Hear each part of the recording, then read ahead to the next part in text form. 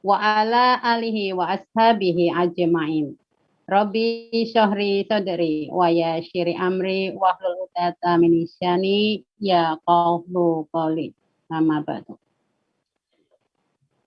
Yang terhormat Bapak Imam Baihaqi selaku manajer Dompet Duafa Hong Kong, yang saya hormati dan semoga selalu dimuliakan Allah Subhanahu wa taala. Yang terhormat pada Bapak Ustadz Hasan Al-Qusti, yang saya Al-Qusti SLC MA, yang saya hormati dan yang kami nantikan ilmu dan tausiahnya. Dan yang terhormat seluruh jamaah madrasah perantau online yang kami cintai dan kami sayangi, yang tak bisa saya sebutkan satu persatu. Mudah-mudahan tidak mengurangi rasa hormat saya kepada panjenengan semua. Baiklah, marilah pertama-tama kita panjatkan puji dan syukur kita kehadirat Allah Subhanahu wa taala, yang mana hingga detik ini kita masih diberi nikmat iman, Islam, kesempatan dan kesehatan sehingga kita semua bisa mengikuti kajian madrasah perantau online hari ini melalui Zoom yang diadakan oleh Dompet Duafa Hong Kong. Sholawat dan salam tak lupa marilah kita panjatkan, kita sanjungkan kepada junjungan Nabi besar Muhammad Shallallahu Alaihi Wasallam yang telah membawa kita dari zaman jahiliyah ke zaman peradaban Islam yang sangat modern ini.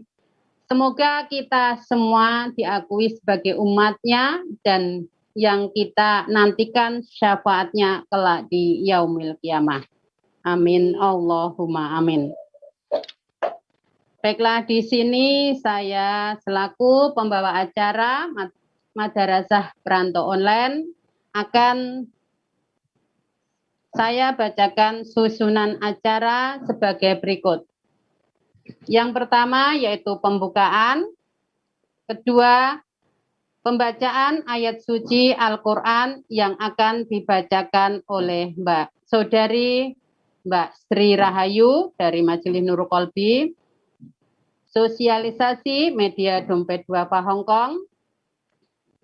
Yang keempat yaitu pemberian materi oleh Bapak Ustadz Hasan Al-Qudsi LCMA dengan tema mujizat pada Rasul dan Nabi. Yang kelima yaitu tanya jawab. Yang keenam doa dan penutup. Demikian susunan acara Madrasah Perantau Online hari ini. Sebelum acara kita mulai, mari kita sama-sama kita buka dengan bacaan kitab. Ila hadatin iniyah wa kuliniyatilah soleha wa ila hadaranabi Mustafa lahum al-fatihah. Bismillahirrahmanirrahim. Bismillahirrahmanirrahim. Alhamdulillahirabbil alamin. Arrahmanirrahim. Maliki yaumiddin. Iyyaka na'budu wa iyyaka nasta'in. Ihdinas siratal mustaqim. Siratal ladzina an'amta 'alaihim ghairil maghdubi 'alaihim waladdallin. Alhamdulillah. Semoga dengan bacaan Al-Fatihah tadi acara hari ini akan berjalan lancar, membawa keberkahan dan manfaat untuk kita semuanya. Untuk acara selanjutnya yaitu pembacaan ayat suci Al-Quran yang akan dibacakan oleh Saudari Mbak Sri Rahayu. Kepada Mbak Sri kami persilakan. Assalamualaikum warahmatullahi wabarakatuh. Waalaikumsalam warahmatullahi wabarakatuh. A'udzu billahi minasy syaithanir rajim. Bismillahirrahmanirrahim.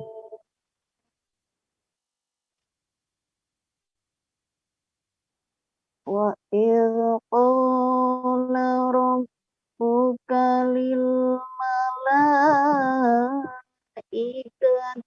inni ja'ilun fil ardi khalifah.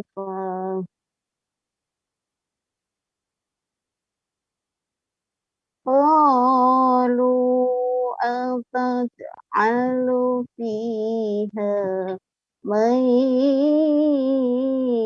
yufsidu fiha wa yasfiku dima'a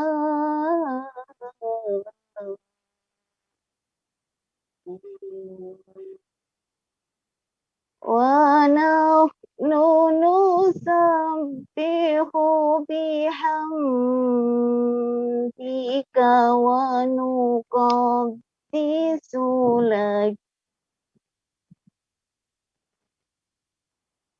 Qala inni a'lamu ma la ta'lamun.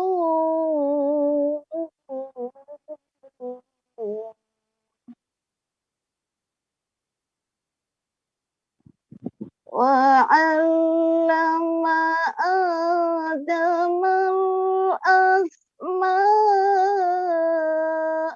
kullaha summa 'aradahum 'alal malaikati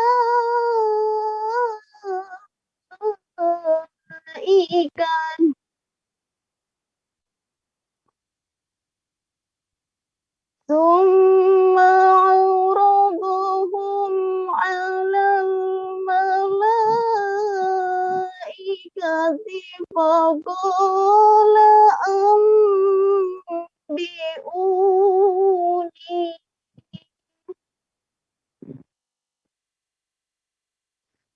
فقال أنبئوني بأسماء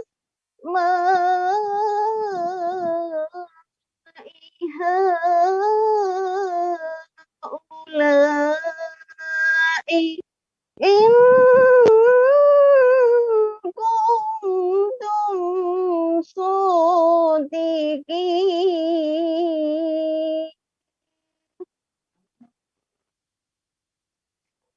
Qalu subhanaka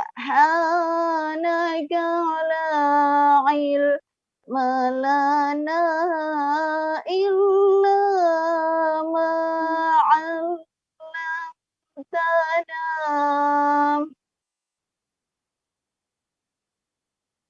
innaka antal alimul hakim.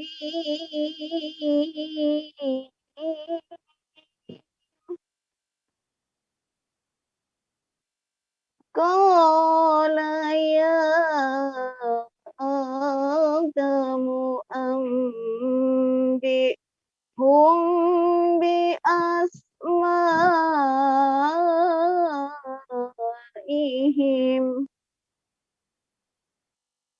Falamma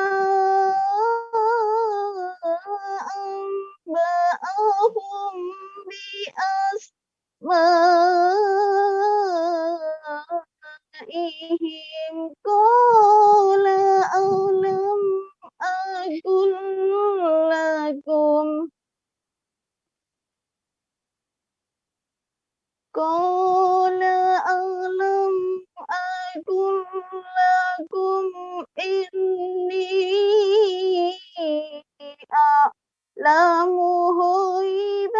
السماوات والأرض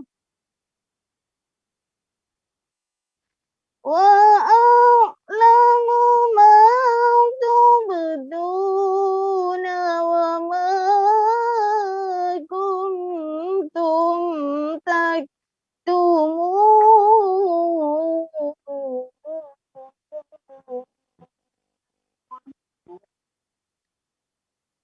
وإذ قلنا للملائكة اسجدوا لآدم فسجدوا إلا إبليس أبى واستكبر وكان من الكافرين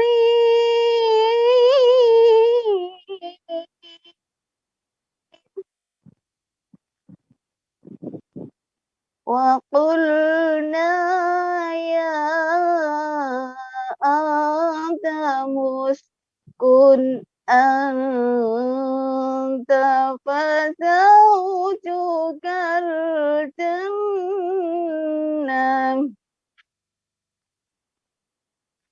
وزوجك الجنة وكلا منها رغدا حيث شئتما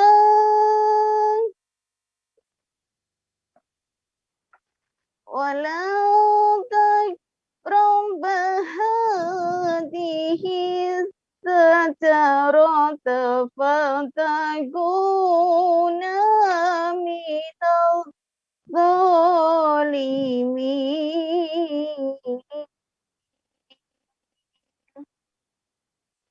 Sadaqallahul azim. Wassalamualaikum warahmatullahi wabarakatuh. Waalaikumsalam warahmatullahi wabarakatuh. Sadaqallahul azim. Maha besar Allah dengan segala firman-Nya.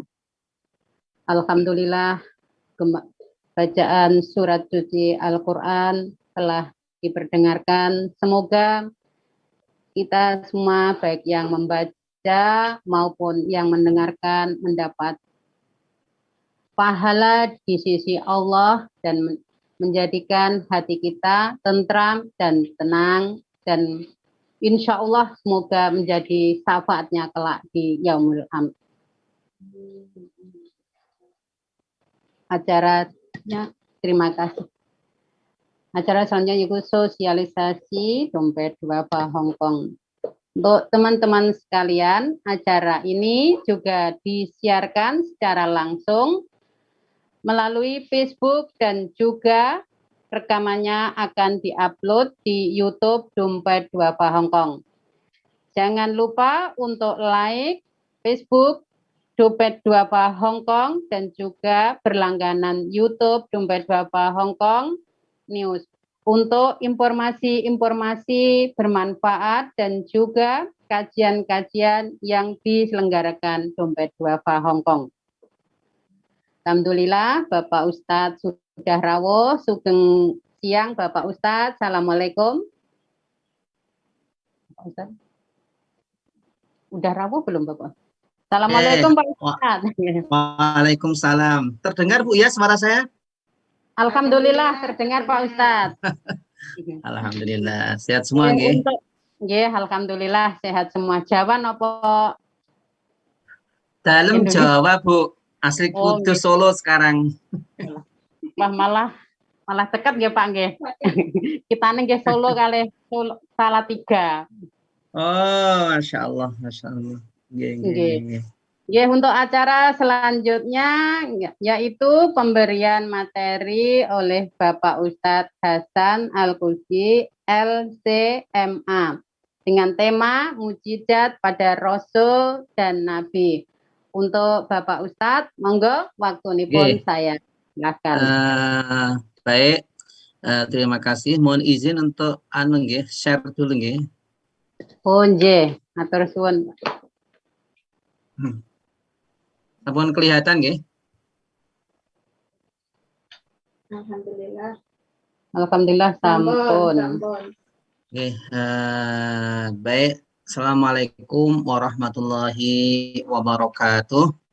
Waalaikumsalam warahmatullahi wabarakatuh. Alhamdulillah wassalatu wassalamu ala Rasulillah Sayyidina wa habibina wa syafi'ina Muhammad wa ala alihi wa sahbihi wa barik wa sallim ajma'in.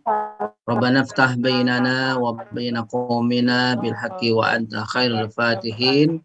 Rabbana la tuzigh qulubana ba'da idh hadaitana wa hab lana min ladunka rahmah innaka antal wahhab. Alhamdulillah yang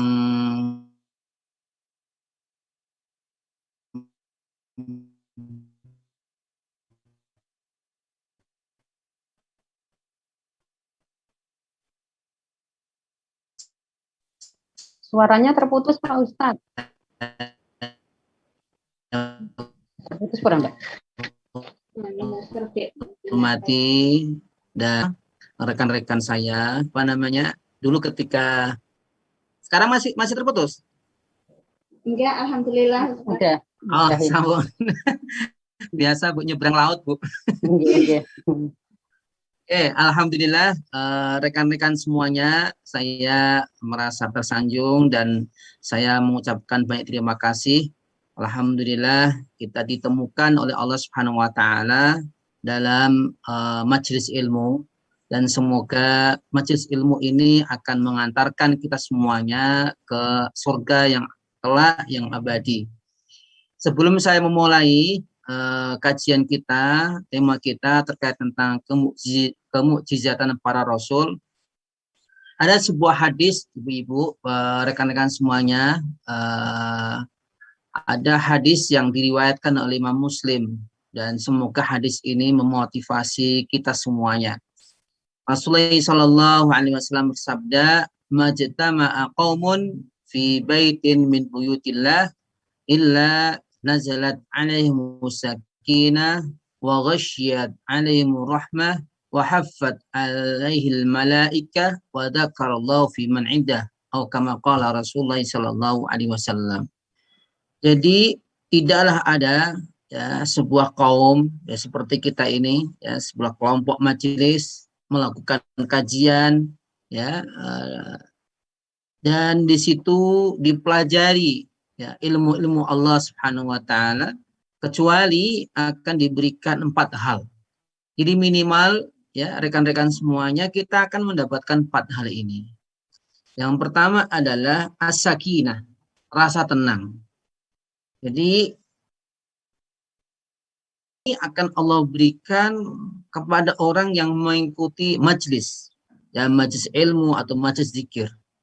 Kenapa ketenangan ini akan diberikan? Karena ia akan mendapatkan petunjuk. Dengan petunjuknya ia akan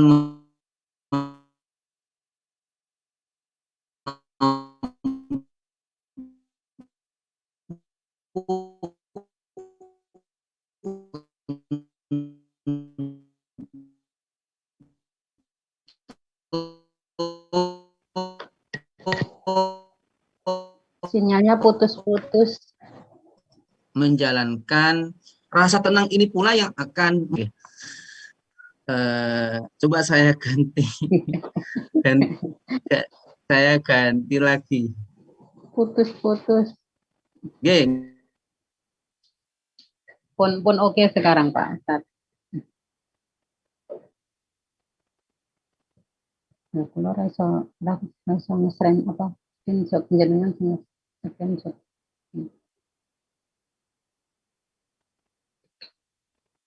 Sekarang sudah masuk, sudah mulai bagus? Udah mulai bagus Pak Ustadz, alhamdulillah. Ya Allah.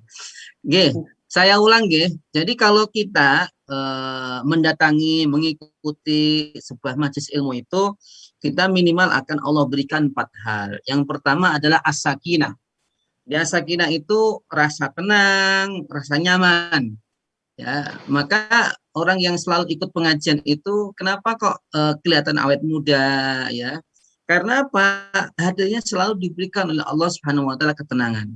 Jadi kalau orang-orang lain ya menjadi ketenangan dengan melalui minum obat atau hal-hal yang tidak diridhoi oleh Allah Subhanahu wa taala, kita cukup mendatangi mengikuti kajian. Ya, insya Allah ya Allah akan memberikan kita rasa tenang. Yang kedua adalah akan kepadanya rahmat. Ya, Allah curahkan kepadanya rahmat. Rahmat ini artinya kasih sayang. Ya, artinya apa? Dimanapun kita berada, selalu dalam dekapan dan kasih sayang Allah Taala. Ya. Bahkan, ya dikatakan, ya orang yang mencari ilmu kan yang ada di lautan pun akan kepada orang yang mencari ilmu. Maka kenapa rahmat Allah ini begitu luar biasa? Dengan rahmat inilah keberkahan akan kita dapatkan. Anak-anak kita, keluarga kita akan dijaga Allah. Maka kalau ada orang ikut pengajian dan benar-benar ikhlas karena Allah, maka yakinlah bahwa Allah akan menjaganya dan menjaga keluarganya. Yang ketiga, ya rekan-rekan yang dirahmati Allah Subhanahu wa taala, wa dzakarallahu fi man idah. Ya. Allah Allah ya mengelilinginya dengan, jadi orang yang di sampingnya kanan ini malaikat ya. Coba teman-teman bayangkan ya, kita ini memakai apa namanya online ya, bisa dibayangkan ya para malaikat ini menyebar di mana-mana ini ya. Beda kalau majelisnya majelis mungkin di masjid atau apa, bisa jadi ya terbatas. Nah kita ini ya lintas benua, lintas negara. Nah tentunya ini akan menambah saksi-saksi terhadap amal-amal kebaikan kita di depan Allah Subhanahu wa taala. Yang keempat, yang terakhir adalah wa dzakarallahu fi man indah. Jadi Allah akan memamerkan kita kepada para malaikatnya. Ya, itu loh ya teman-teman di Hong Kong, walaupun sibuk, walaupun banyak kerjaan, tapi menyisakan atau ya rela untuk menggunakan waktunya demi menambah ilmu. Maka ini adalah merupakan kemuliaan di atas kemuliaan. Ya, bagaimana tidak? Ya, Allah Subhanahu wa taala mengangkat derajat kita dan menunjukkan bahwa kita ini mulia di depan Allah Subhanahu. Nah, 4 inilah ya rekan-rekan yang menjadi motivasi kita untuk selalu istiqomah ya dalam mencari ilmu. Jadi ilmu ini ibu-ibu ya semuanya dan rekan-rekan semuanya sesuatu yang memang harus kita cari. Ya, sesuatu yang harus kita cari. Karena ilmu itulah yang akan menjaga kita dan memberikan kehidupan, ketenangan kepada kita semuanya. Nah, kita insya Allah ya akan membahas kali ini tentang Nabi dan kemukjizatannya. Nanti kalau Bu Parsi, nanti kalau misalkan waktunya sudah mau habis, diberitahu aja saya. Iya, Pak Ustadz. Masih panjang, Pak Ustadz. Oke. Ini kenalan dulu ini supaya kita tahu ya. Saya dulu dapat tugas ke Korea Selatan, Bunda. Saya belum pernah ditugasin ke Hong Kong. Jadi ketemunya di seperti ini ya. Nah, sama saya. Mudah-mudahan nanti bisa ketemu di Solo, Pak. Amin. Monggo pinarak nanti insya Allah. Saya daerah Karanganyar, Solo, Sragen. Alah deket Bu, deket banget. Ya. Oke, saya asli dari Kudus, ya 9 November 74. Saya kecil di Kudus, kemudian S1, S2, S3 Qadarullah. ya merupakan karunia Allah, saya bisa melanjutkan ke Al-Azhar, kemudian ke Sudan. Ya, insya Allah putra putri rekan-rekan semuanya pun insya Allah bisa. Ya. Amin. Pandunganipun ya Ustaz. Tidak ada yang mustahil Bunda, ya Mbak semua ini. Yang penting doa. Makanya saya katakan orang yang sedang di luar dalam perjalanan mencari ilmu atau mencari ma'isyah itu adalah jihad. Jadi mbak-mbak semuanya dan ibu-ibu semuanya ini sedang melakukan jihad. Maka itu diniatin yang benar, ya. Terus dijaga kita kedekatan Subhanahu wa Ta'ala. Oke, baik rekan-rekan semuanya, kita akan membahas pertama kali tentang keimanan kepada para utusan Allah. Jadi sebelum kita membahas tentang apa itu mukjizat, ya, terus apa bedanya mukjizat dengan karomah, apa bedanya karomah dengan misalkan perdukunan, ya. Ini kita akan membahas terkait tentang keimanan kepada para utusan Allah. Jadi iman kepada para utusan Allah ini ya merupakan salah satu rukun iman. Bahkan ya dalam Al-Qur'an disebutkan amanar rasulu bima unzila ilaihi min rabbih. Jadi Rasulullah SAW sendiri, ya Nabi Muhammad SAW ya beriman kepada apa yang diturunkan ya kepadanya berupa kitab, berupa pedoman hidup dari Allah Subhanahu wa Ta'ala. Wal mu'minun, itu pula orang-orang mukmin. Semua amana billahi wa malaikatihi wa kutubihi wa rusulih. Ya, jadi orang mukmin ini semuanya beriman kitab-kitab para utusannya. Nah ini, la nufarriqu baina ahadin min rusulih. Ya, kita orang mukmin, orang Islam mengimani ya seluruh utusan ini dengan tanpa membedakan. Artinya apa? Kita mengimani ya bahwa Allah Subhanahu wa Ta'ala pernah mengutus ya para utusannya kepada umatnya masing-masing, dan kita yakin itu sebagai sebuah keyakinan, dan kita meyakini bahwa akhir dari para utusan Allah ini adalah Nabi Muhammad SAW. Allah dari Nabi Adam sampai Nabi Muhammad sama dalam artian tuhannya, yaitu apa? Mentauhidkan Allah Subhanahu wa Ta'ala. Jadi kalau ada yang tanya, Ustadz agamanya Nabi Adam apa? Islam. Ustadz agama Nabi Musa apa? Islam. Ustadz agamanya Nabi Isa apa? Islam. Lah itu Ustadz kok ada katanya ada agama lain, agama Yahudi, agama Nasrani. Agama-agama ini ya muncul setelah masa para utusan Allah Subhanahu wa Ta'ala. Jadi semua utusan Allah yaitu maka kenapa dikatakan ya innad dina indal, sesungguhnya agama yang ridhoi adalah agama Islam. Nah, terkait tentang rukun iman, bukan antu'mina billah malaikatihi wa kitabihi wa rusulihi wa tu'minu bil ba'thi wa tu'minu bil qadari kulli. Iman itu adalah meyakini. Nah, yakin itu percaya. Percaya itu artinya apa? Betul-betul meyakini adanya sesuatu yang kita yakini.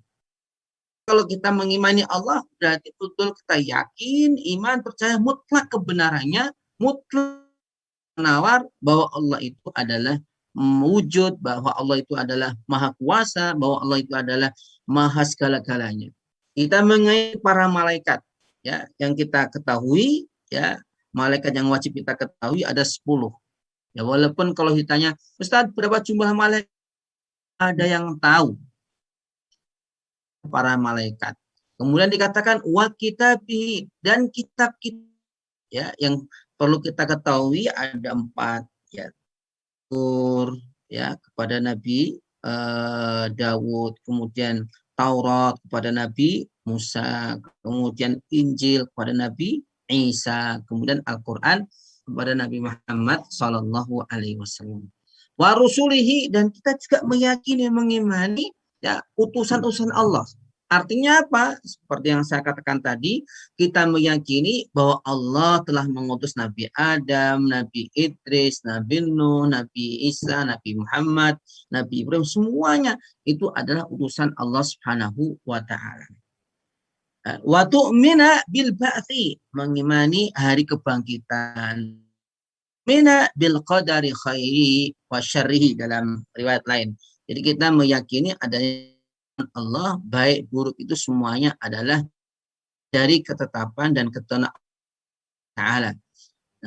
Namun ya semuanya kembali kepada apa? Usaha dan ikhtiar kita masing-masing. Karena masalah takdir itu Allah. Ya, urusan kita ini adalah melakukan usaha semaksimal, serahkan hasil pada Allah Subhanahu wa taala. Nah, ini juga perlu diketahui ya rekan-rekan bahwa apa sih perbedaan antara dan mungkin ini masalah artian tidak wajib diketahui ya, tetapi minimal kita harus mengetahuinya. Nabi secara bahasa ya, secara bahasa ya, Nabi itu berkata naba. Ya, mungkin kita masih ingat ya surat An-Naba ya toh. Ada namanya surat An-Naba, itu artinya adalah berita. Kalau di Quran An-Naba itu diartikan ya hari kiamat. Ya karena apa? Hari kiamat itu merupakan ya berita yang luar biasa. Nah, kata Naba berarti berita. Ini berarti Nabi adalah seseorang yang menerima dan memberi kabar atau berita. Jadi Nabi itu kenapa disebut Nabi? Karena dia mendapatkan berita, informasi, dan juga dia menyampaikan informasi kepada. Nah, adapun Rasul, ya kata Rasul ini diambil dari kata itu artinya apa? Mengarahkan atau mengarahkan, mengutus. Ya, artinya apa? Para Rasul ini diarahkan oleh Allah SWT, diutus oleh Allah SWT untuk melakukan tugas tertentu.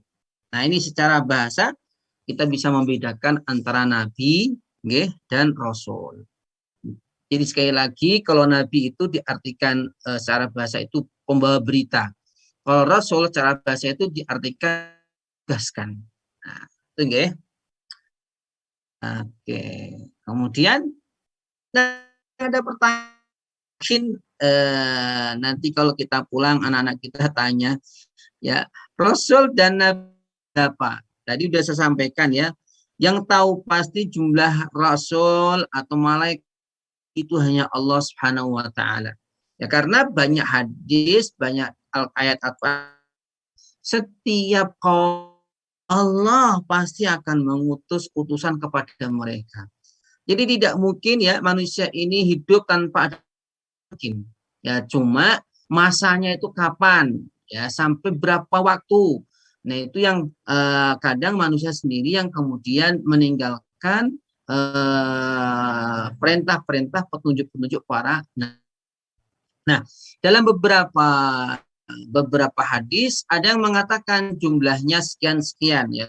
Ada yang mengatakan 124.000, ada yang mengatakan jumlah Rasul 315 ya. Namun ya semuanya ini ya hadisnya kalau kita cek hadisnya tidak kuat. Nah, ya cukup kita mengetahui ya, dan mengenal 25 utusan Allah SWT yang kita sudah hafal semuanya. Jadi mulai Adam, Idris, Nuh, Hud, Soleh sampai kepada Nabi Muhammad Shallallahu Alaihi Wasallam. Jadi kita minimal mengetahui, tahu ceritanya, tahu ditugaskan kemana, minimal itu kenallah kita. Okay? Nah, tadi seluruh kisah-kisahnya pasti kita ya. Tapi kalau orang tahu, Isa tuh nabinya siapa sih? Isa itu nabinya Bani Israel. Ya, Musa juga nabinya Bani Israel. Nah ini, ya. Jadi intinya kita mengimani bahwa Allah SWT mengutus utusan, mengutus nabi tidak terbatas jumlahnya. Tapi minimal kita meyakini mengenal 25 utusan Allah Subhanahu wa taala. Ya. Baik. Sekarang tujuannya apa sih seorang nabi diutus itu? Tentu ya tadi sudah saya jelaskan, utusan dan para rasul ini utamanya diperintahkan yang pertama adalah mengajak manusia untuk menyembah Allah. Nah ini, mentauhidkan Allah. Maka ibu-ibu, jika ada orang ngaku jadi nabi, ya kan orang stres ngaku jadi nabi, ada pengikutnya, ini kan aneh ya. Di Indonesia ini semuanya bisa, ya. Maka ada orang ngaku jadi nabi pun memiliki pengikut. Nah, tetapi ya semua nabi, semua rasul Allah itu mereka diutus untuk apa? Untuk menegakkan kalimat tauhid, ya. Kemudian untuk mengajari manusia, mengarahkan manusia untuk kehidupan yang lebih baik di dunia maupun di akhirat. Nah, perbedaan antara nabi dan rasul ini ya secara tujuan ini bisa dilihat ya. Seorang nabi itu diutus oleh Allah SWT untuk mengokohkan syariat yang telah ada. Ini kalau boleh kita contohkan misalkan ya, Nabi Yahya, ya Nabi Zakaria, ini tidak ada kitab baru. Ya semuanya ini mengokohkan apa yang disyariatkan kepada Nabi Musa. Ya, Nabi Yahya, Nabi Zakaria, ini semuanya masih memakai kitabnya atau risalahnya Nabi Musa alaihissalam. Baru setelah itu Nabi Isa. Nah, Nabi Isa ini Rasul, Nabi dan Rasul. Karena apa? Karena beliau diutus dan memiliki syariat baru. Syariat baru. Begitu pula Nabi Muhammad SAW, ya beliau adalah seorang Nabi dan juga seorang Rasul. Ya, karena bisa dikatakan bahwa setiap Rasul itu pasti Nabi dan tidaklah semua Nabi itu Rasul. Oke. Nah, sekarang kita lihat secara pedomannya atau kitab sucinya. Nah, di sini dikatakan seorang nabi tidak memiliki kitab tertentu. Jadi nggak ada dia. Ya, kita lihat misalkan Nabi Zakaria, Nabi Yahya, ya tidak ada mereka dikenal memiliki memiliki kitab tertentu. Tapi ya mengikuti, mengokohkan, menegaskan apa yang dibawa oleh Nabi Musa alaihissalam. Nah, kalau seorang nabi tadi, seorang rasul tadi sudah saya sampaikan bahwa dia datang membawa syariat baru, ya datang membawa syariat baru. Nah, ini juga perlu saya singgung, rencang-rencang, biar tidak salah paham, bahwa mungkin muncul pertanyaan, Ustadz itu nanti katanya di akhir zaman Nabi Isa itu datang kembali lagi, itu gimana Ustadz? Apakah dia akan membawa syariat baru atau melanjutkan syariatnya, atau ya menegakkan, mengokohkan syariat Nabi Muhammad SAW? Jawabannya adalah Nabi Musa datang kembali lagi diturunkan Allah SWT, ini melanjutkan dan mengokohkan syariat yang diajarkan oleh Nabi Muhammad SAW. Kenapa? Ya, dalam banyak hadis diantaranya ketika Nabi Isa turun itu pertama kali yang dilakukan adalah dua hal, yaitu apa? Yang pertama adalah menghancurkan salib, ya, dimanapun dihancurkan. Ya, karena apa? Itu bentuk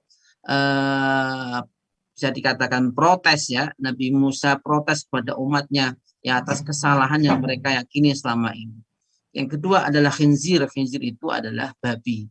Ya, karena dalam syariat Nabi Isa, babi ini diharamkan. Tapi kenapa ya umatnya yang mengaku umatnya ini mereka memakan babi? Nah, kemudian ya,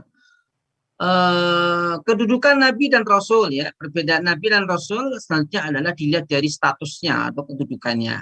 Setiap Rasul adalah Nabi, namun tidak semua Nabi adalah Rasul. Jadi saya katakan, ya. Jadi tidaklah semua Nabi itu Rasul, tapi semua Rasul itu pasti Nabi. Nah ini. Kemudian di antara para rasul ini ada namanya ulul azmi. Ya, kenapa disebut dengan ulul azmi? Ya, kenapa? Coba kira-kira Bu Parsi, kira-kira apa Bu? Kalau disebut ulul azmi? Yang mendapat mukjizat dari Allah. Ada yang lain? Ini Mbak Sri atau siapa ini? Mbak Sri? Mbak Sri apa Mbak Sri? Ini saya nggak bisa nebak, ini nggak ada gambarnya ini saya.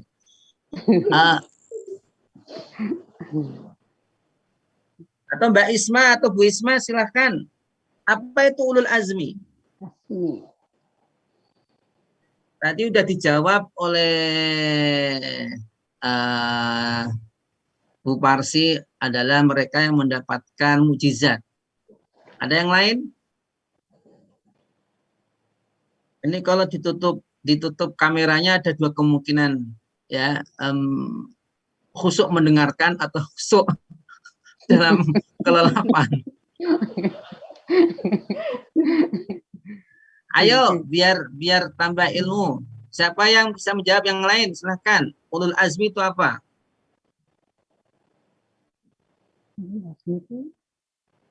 Mbak Lili atau siapa ini? Ayo, jangan ngintip-ngintip. Apa ulul azmi itu? Sering dengar tapi susah menjelaskan, Ustaz. Ya Allah, sering dengar tapi susah menjelaskan. Bagus sekali nih. Sering dengar tapi susah menjelaskan. Ya baguslah. Mbak Sri, siapa ini Mbak Sri? 5 orang yang mendapatkan gelar ulul azmi.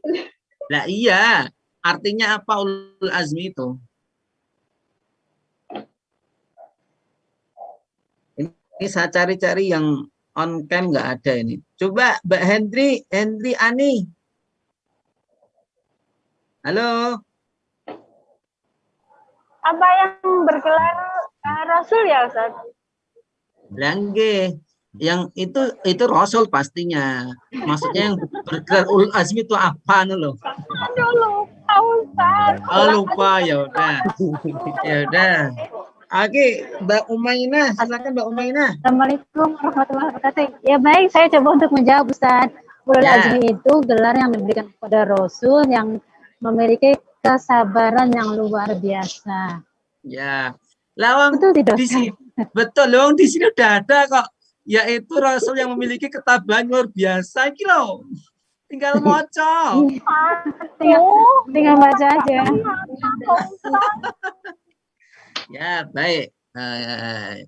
Jadi ini hanya mengingatkan kembali, guys. Saya kira udah tahu semuanya ya. Jadi ulul azmi itu ya namanya ulul. Ulul itu uli. Ya, ulin nuha, ulin nikmah, ulil azmi sama. Ya, ulu itu artinya memiliki. Ulul azmi artinya orang yang memiliki ketangguhan dan kesabaran. Ya kayak rekan-rekan semuanya ini kan ya ulul azmi nih, tangguh, Masya Allah. Bayangkan jauh dari rumah, jauh dari suami. Oh, ini ulul azmi dengan ini. Amin, amin. Ya, secara bahasa ulul azmi itu orang yang memiliki ketabahan, ketangguhan yang luar biasa. Jadi semua nabi sabar, ya. Semua nabi punya kesabaran, ya, sama. Ya, secara umum gitu. Tetapi 5 nabi ini memiliki tingkatan lebih. Ya, ini bukan berarti kita membeda-bedakan, tidak. Tetapi memang Allah Subhanahu Wa Taala ya menjadikan mereka ini memiliki derajat yang berbeda dengan yang lainnya. Yaitu Nabi Nuh. Nabi Nuh ini dakwah berapa tahun, Bunda Parsi? Ini yang kelihatan Bu Parsi masalahnya. Dalam dakwah kok disebut ulul azmi, dakwahnya berapa tahun, Bunda? 1000 tahun. 1000 tahun pas atau kurang? Aduh, pas ya. Yang gampang dipaskan ya. Jadi Pas aja lah. beliau ini dakwahnya 1000 tahun kurang 50. Ya. Kemudian digenepin orang das, genepin 1000 aja biar gampang. Ya. Nah, itu kan luar biasa. Ya, dalam rentan hampir 1000 tahun itu ya dalam berdakwah berapa orang yang mau ikut dakwahnya? Ya, ternyata hanya ya sedikit lah. Ada yang mengatakan tidak lebih dari puluhan orang. Ya, itu artinya tetap bersabar terus menerus dia berusaha. Ya, maka kenapa disebut dengan ulul azmi. Baik. Nah, sekarang kita masuk ya mukjizat para rasul. Apa itu mukjizat? Nah, sebelum saya jawab, sengaja di sini tidak saya tulis. Bu Parsi jangan ditutup. Jangan gitu. Saya akan mencari yang lainnya ini. Neneknya ikut hadir di sebelahnya ini, Mas. Ya nggak apa-apa belajar. Sekarang Mbak Sulastri. Mbak Sulastri. Aku nggak tahu itu. Iya, Pak Ustaz. Assalamualaikum. Waalaikumsalam. Masya Allah. Yang diketahui apa itu mukjizat itu apa? Mukjizat. Suatu keajaiban, Ustaz. Ya. Gitu aja atau ada keterangan lain? Sekarang semua orang ajaib. Wah, ini ajaib. Keajaiban yang turun dari Allah. Ya. Oke, ada yang lain menambahkan sudah benar tapi kurang dikit saja. Ada menambahkan?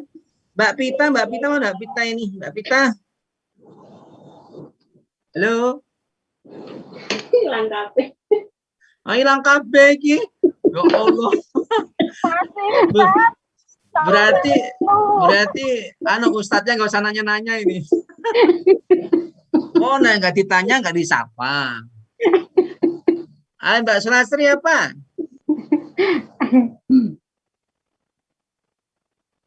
Dibuka ini ya, mic-nya dibuka mic-nya. Ya, itu tadi Pak Ustadz, suatu keajaiban yang turun dari Allah. Oke. Baik. Ya, saya udah benar. Udah benar itu kalau ujian udah lulus itu. Amin ya Allah. Ya, tinggal nambah dikit. Ya, jadi mukjizat itu ya secara bahasa itu sesuatu yang melemahkan. Ini mukjizat itu sesuatu yang melemahkan. Karena apa? Karena orang yang nantang-nantang seorang nabi itu dia tidak bisa melawannya. Maka mukjizat itu adalah sesuatu yang melemahkan musuh. Ya. Jadi musuhnya ini tidak mampu untuk menandinginya. Itu secara bahasa. Ya, secara bahasa. Nah, sekarang secara istilah ini apa itu mukjizat? Mukjizat itu intinya adalah sesuatu yang luar biasa, ya tadi ya, yang diberikan oleh Allah ya kepada utusannya. Nah, ini loh. Kepada utusannya, kepada orang yang mengaku nabi. Ya. Jadi sesuatu yang luar biasa yang diberikan oleh Allah ya dan diberikan kepada orang yang mengaku sebagai nabi, sebagai bukti bahwa dia itu seorang nabi. Ini mukjizatku gitu. Ya seperti misalkan kalau kita mengaku punya sesuatu kan pasti kita menunjukkan ini loh buktinya kalau aku punya sesuatu ini. Begitu pula ya para nabi, para utusan Allah ini diberikan mukjizat ya sebagai tanda kebenaran atas kenabiannya. Makanya ya ini berbeda dengan misalkan karomah ya. Kan kita sering mendengar karomah, wah ini karomahnya ini. Bedanya apa? Kalau mukjizat tadi pada Nabi, kalau karomah ini kepada kekasih Allah. Nah, kalau saya jenengan ini mungkin enggak masuk wali lah. Ya wali kungkung ya. paling kita ini masuk minimal dalam bentuk maunah. Jadi maunah itu pertolongan Allah yang diberikan kepada hambanya yang soleh. Dan saya yakin ya di antara kita ini ada yang menjadi hamba Allah yang soleh. Dia selalu menjaganya, menjaga dirinya. Itu juga bentuk daripada maunah pertolongan Allah.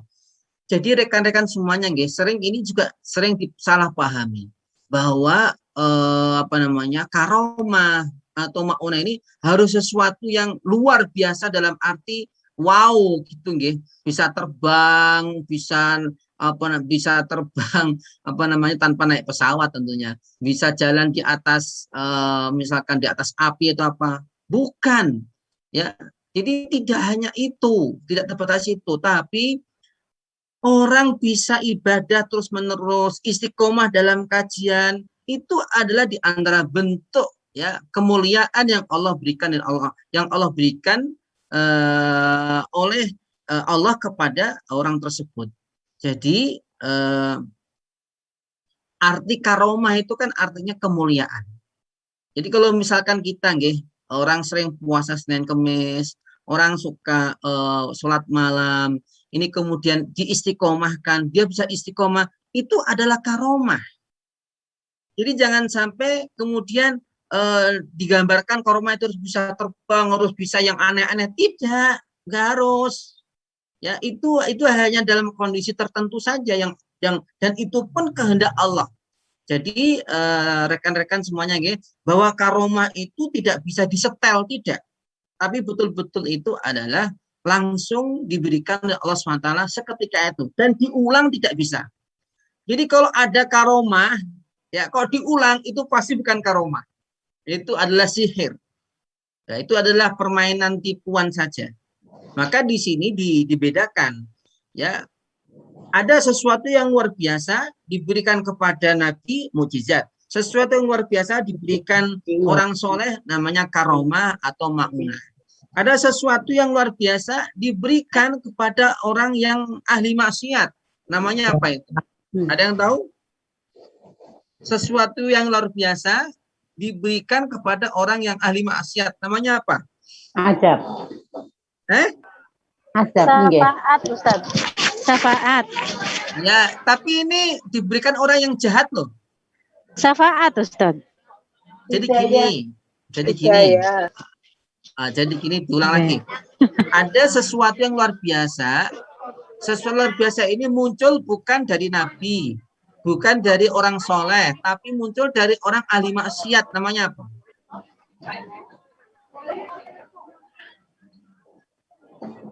Kan kalau dalam apa Mbak Umi? Syafaat, Ustaz. Syafaat. Syafaat. Oke, tak tulis dulu yang lain. Sesuatu yang luar biasa yang apa tadi Ustaz? Yang muncul dari orang ahli maksiat. Dosa. Nah iya namanya. Sesuatu yang luar biasa masa namanya dosa? Ya, sesuatu kalau orang jahat itu muncul dari namanya apa? Mbak Lili.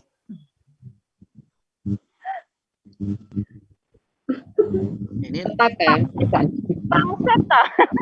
Wangsit. Oh, lagi. Baik, ditulis. Namanya adalah istidraj. Kalau bahasanya Bu Parsi ini, Bunda Parsi namanya adalah dilulu. Paham ya, Bu? Dilulu. Jadi makanya kadang kan kita gini ya ngelihat, ya Allah, itu orang tetangga saya itu nggak sholat, nggak pernah zakat, belas. Tapi kok ya rizkinya lancar-lancar aja ya.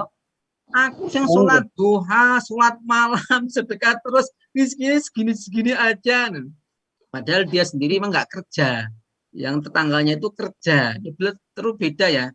Ya, makanya kalau ada orang ya mendapatkan kemuliaan yang luar biasa, ya tetapi dia tidak ahli ibadah, maka itu namanya istidraj, dilulu, dibiarkan oleh Allah SWT sampai dia lupa sehingga dia tidak lagi sempat untuk bertobat. Naudzubillah min dzalik. Nah, seperti itu namanya istidraj. Ya. Jadi harus dibedakan. Termasuk adalah sihir. Ya, orang bisa mensihir, orang bisa apa? Wow, hebat ya, ada orang misalkan jalan di atas api, ya lidahnya dipotong-potong, tidak apa-apa. Nah, ini adalah bukan karomah, apalagi mukjizat. Itu namanya adalah istidraj. Ya, Itu istidraj karena karena dengan itu Pak Ustadz. Apa sihir itu ya? ya, Lihat. ya, termasuk di dalamnya adalah sihir, kemudian termasuk juga misalkan santet, masuk semuanya itu di situ Bunda. Orang 4. Kalau indigo tadi, Beda lagi.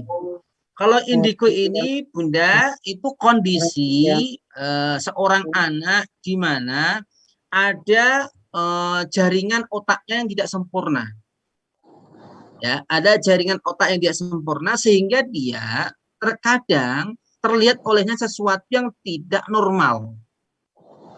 Nah, anak semacam ini harus dikonsultasikan. Ya, jangan ditanggap malah, wow, ini anak hebat ya bisa melihat sesuatu. Ini padahal adalah kelainan, Bunda. Kelainan. Bukan orang pintar berarti Pak Ustadz ya?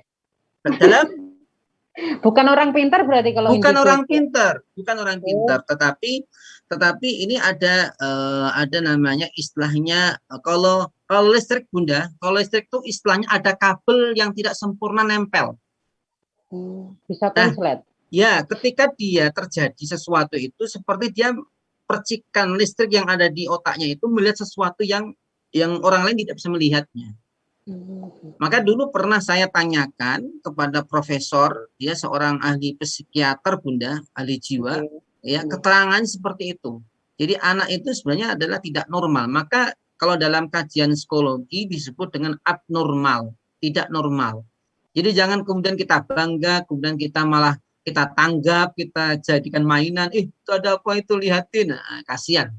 Ya seharusnya ini dikonsultasikan, diobati. Ya, dan biasanya indigo itu tidak selama-lamanya, dia akan nanti suatu saat akan kembali karena bisa jadi ya pertumbuhan hormonal, pertumbuhan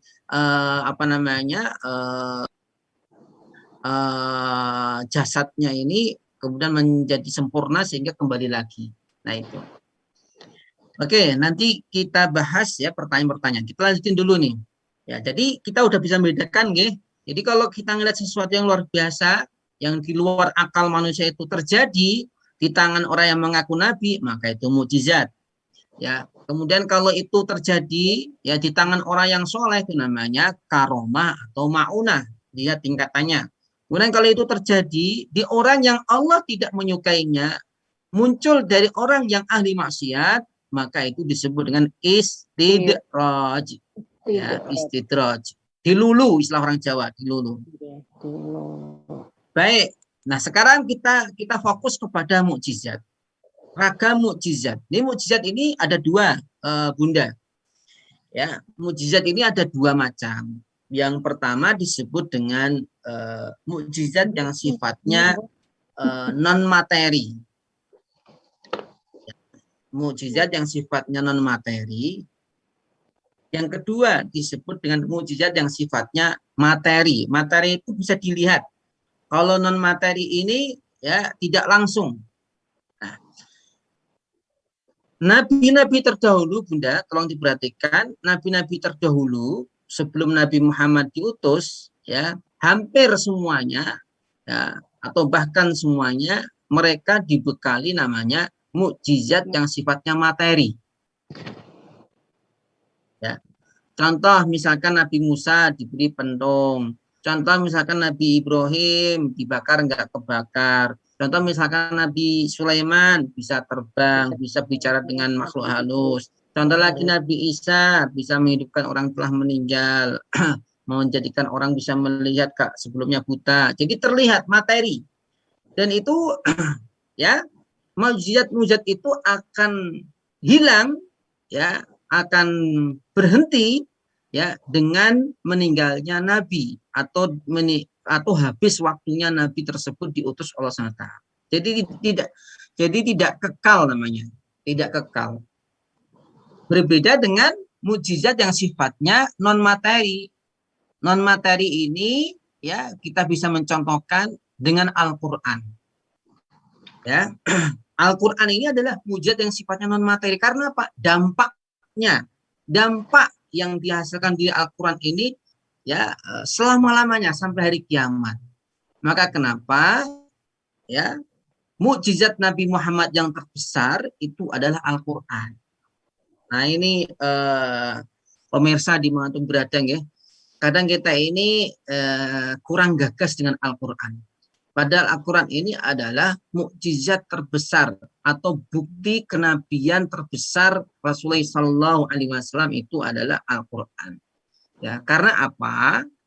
Karena Al-Quran ini akan selalu menjadi pedoman sampai akhir zaman. Ya, jadi Al-Quran ini akan selalu memberikan ya petunjuk bagi siapapun yang menginginkannya.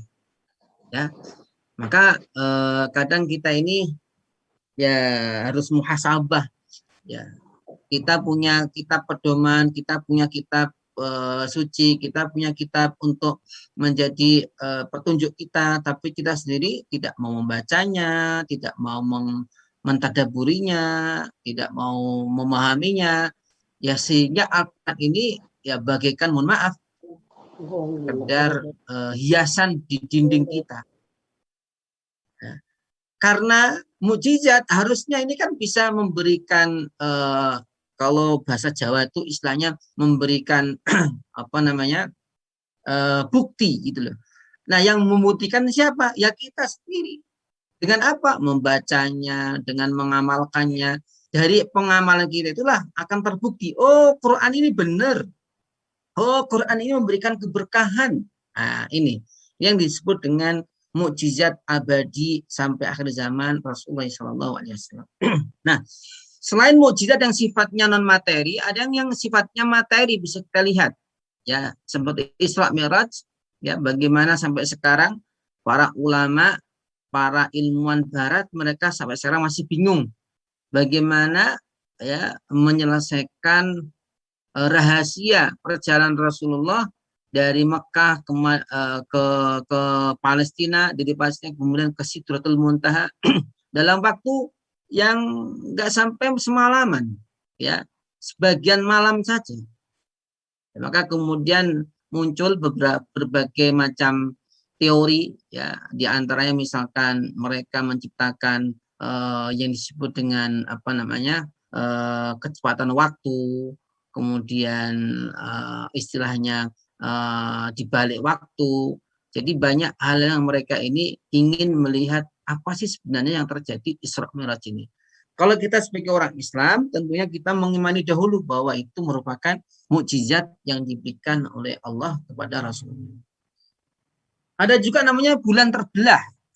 Nah ini ibu-ibu ya, bulan terbelah. Jadi ceritanya orang Quraisy ini minta agar mereka ini diberikan mukjizat yang sifatnya materi, tidak hanya Al-Quran, sebagaimana apa namanya orang-orang terdahulu katanya gitu. Ya sudah, Rasulullah kemudian mengabulkannya dan bulan itu terbelah menjadi dua betulan. Ya. Dan ini ternyata dibuktikan oleh orang-orang Eropa yang ke bulan juga. Ya, mereka apa namanya membuktikan bahwa di bulan ini ada semacam bekas belahan. Ya, di bulan itu ada bekas belahan. Jadi istilahnya kayak kita misalkan membuat ajinan roti ya, bulat, kemudian kita potong, kemudian kita jadikan satu, kan pasti ada bekasnya itu. Ada kayak sabuknya. Nah, mereka para peneliti pun menemukan. Jadi apa yang disampaikan oleh Rasulullah ini betul-betul ya sebagai mukjizat. Terbukti ya para penjelajah di bulan ini menemukan bahwa di bulan itu ada semacam kayak sabuk yang melingkari bulan. Kemudian juga ada kisah mukjizat yaitu air keluar dari celah-celah jari Nabi Muhammad SAW. Ya, bahkan dikatakan ya ceritanya itu Nabi Muhammad sedang di suatu tempat waktu asar, nggak ada air, Bunda. Ya nggak ada air. Kemudian para sahabat membawakan baskom, kemudian dari tangan Rasulullah itulah ya keluar air, ya sehingga air itu cukup untuk berwudu ada yang mengatakan sampai 300 orang. Ya, sampai 300 orang. Kemudian makanan sedikit cukup untuk orang banyak. Ini juga ya terjadi ya ketika perang Khandaq, ya semua dalam kondisi lapar, kemudian Rasulullah diundang makan, kemudian Rasulullah mengundang para sahabatnya ya untuk diambil terus. Jadi di kendilnya itu diambil untuk makan, nggak habis-habis sampai semua sahar dan kenyang. Oh, luar biasa tuh. Ya, ada kisah lagi ya, susu. Ya Rasulullah memberikan susu kepada sahabatnya keliling. Ya, itu enggak berkurang, tambah terus. Masya Allah. Dan ini adalah gambaran bentuk mukjizat yang sifatnya materi yang diberikan oleh Allah kepada Nabi Muhammad SAW. Nah, apa sih hikmahnya? Hikmah kita berimannya apa? Tentu yang pertama adalah iman kepada Rasul ini adalah merupakan rukun iman. Artinya apa? Jadi kalau ada orang mengaku dia Islam agamanya, tetapi tidak mengimani Rasulnya, atau dia mengimani sebagian, mengingkari sebagian, maka ini menjadikan imannya tidak sah. Ya, makanya kalau ditanya orang yang paling toleransi itu siapa? Orang Islam. Orang Islam ini mengimani seluruh nabi sebelumnya. Ya, apakah mereka mengimani Nabi Muhammad? Ya, inilah yang menjadi perbedaan antara kita dengan mereka. Kalau kita ini mengimani seluruh rasul yang diutus oleh Allah Subhanahu wa taala dan tanpa membeda-bedakannya.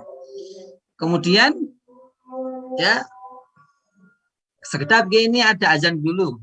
Ya, mohon izin.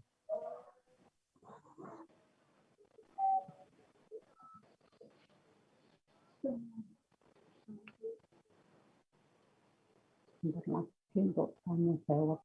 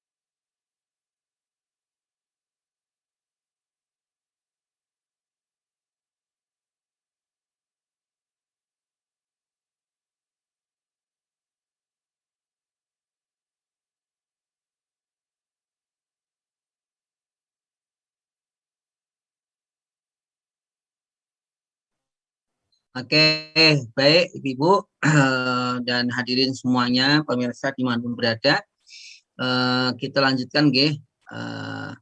Jadi tadi sudah kita bahas ya terkait tentang hikmah. Apa sih hikmahnya kita beriman kepada para nabi ini? Tadi saya katakan bahwa termasuk rukun iman, kemudian kita mendapatkan petunjuk dan pedoman dalam kehidupan.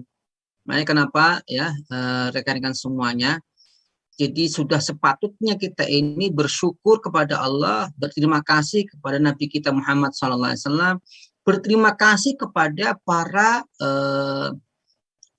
dai, karena lewat mereka lah kita ini mampu membedakan mana yang benar, mana yang salah. Coba ya kita bisa bayangkan tanpa ada yang memberitahu kita. Kita nggak tahu bagaimana cara beribadah, kita tidak tahu cara bagaimana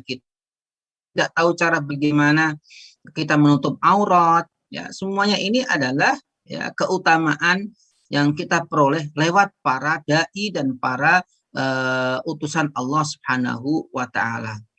Samping itu ya kita beriman pada Nabi ini selalu memotivasi untuk berperilaku baik. Ya, karena kita sebagai umatnya, kita mengaku mencintainya, maka kita akan terdorong ya untuk bisa menjadi pribadi yang lebih baik, pribadi yang memberikan manfaat kepada sesama. Dan yang perlu kita ketahui adalah bahwa Nabi Muhammad ini adalah shahibus syafa'ah al-uzma. Yang memiliki syafaat terbesar kelak nanti di akhirat itu adalah Nabi Muhammad SAW. Atau istilahnya kalau orang menyebut sebagai juru selamat, ya Rasulullah, Bunda. Ya. Nabi Isa, Nabi Musa, nabi-nabi lainnya itu nanti setelah Nabi Muhammad. Jadi nanti surga itu, Bunda, tidak boleh dimasuki sebelum Nabi Muhammad masuk. Ya, baru para nabi-nabi sebelumnya. Dan surga itu tidak boleh dimasuki umat-umat sebelum Nabi Muhammad, sebelum umat Nabi Muhammad masuk duluan. Luar biasa toh. Dan ini adalah kemuliaan kita sebagai orang Muslim.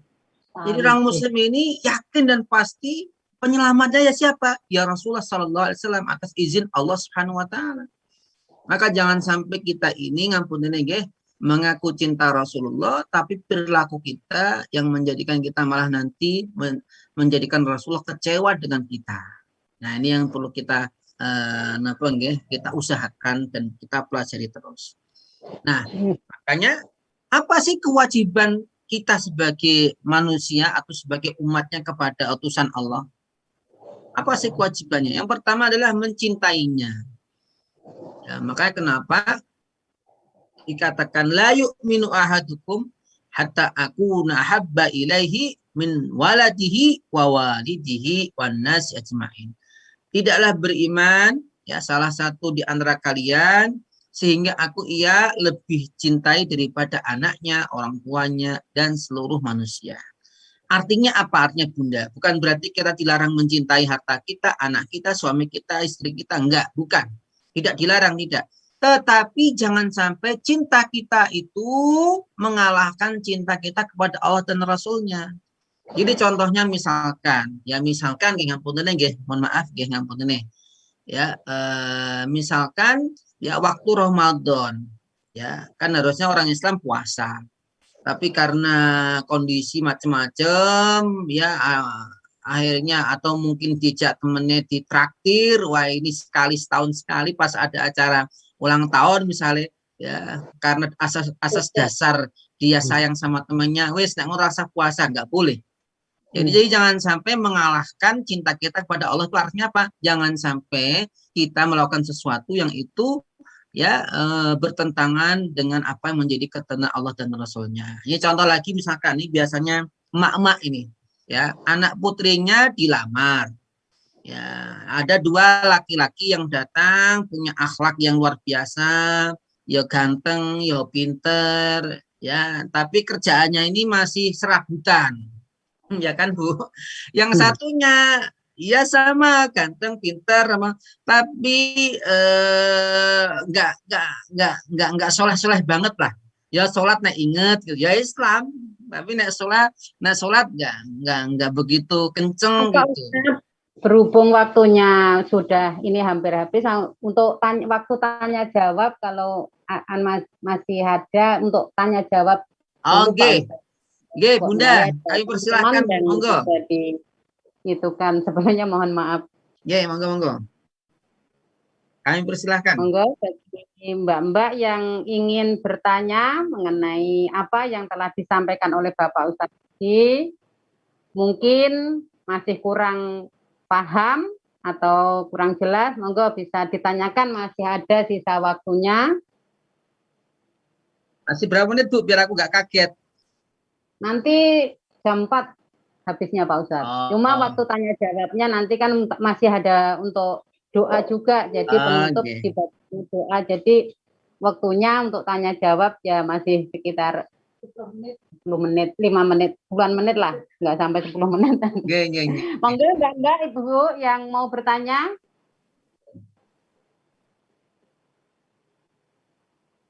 Mbak Sri. Kok pada semua nggak ada, kemana ya? Biasanya. Assalamualaikum warahmatullahi wabarakatuh, Ustaz. Waalaikumsalam warahmatullahi wabarakatuh. Izin tanya, Ustaz, ini kalau nabi-nabi yang dahulu itu kan gelarnya alaihi salam, dan Nabi Muhammad itu sallallahu alaihi wasallam. Itu yang membedakan itu apa, Ustaz? Terima kasih. Terima kasih Mbak Suparti ini ya. Pertanyaan luar biasa ini ya. Kenapa kalau dulu disebut cukup kita mendirikan gelar alaihi salam. Tapi kalau kepada Nabi Muhammad ini kok sallallahu alaihi wasallam. Jadi banyak faktor dan banyak alasan. Yang pertama, Bunda, jadi di dalam Al-Qur'an ya, Allah dan Rasul Allah dan para malaikat itu diperintahkan untuk bersolawat kepada Muhammad SAW. Ini berbeda dengan nabi-nabi terdahulu. Ya, berbeda dengan nabi-nabi terdahulu. Jadi dalam Al-Quran itu ya sampai Allah dan para malaikatnya itu bersolawat kepada Rasulullah SAW. Artinya apa? Tingkatannya lebih tinggi ya dibanding nabi-nabi atau rasul-rasul sebelumnya. Maka dalam Al-Quran dikatakan innallaha, kan, sesungguhnya Allah, wa malaikatahu, dan para malaikat-malaikatnya, yusalluna ala nabi, mereka semuanya berdoa. Ya, kalau Allah berarti mencurahkan rahmatnya, kalau malaikat berarti memohonkan rahmat kepada Allah untuk Nabi Muhammad SAW.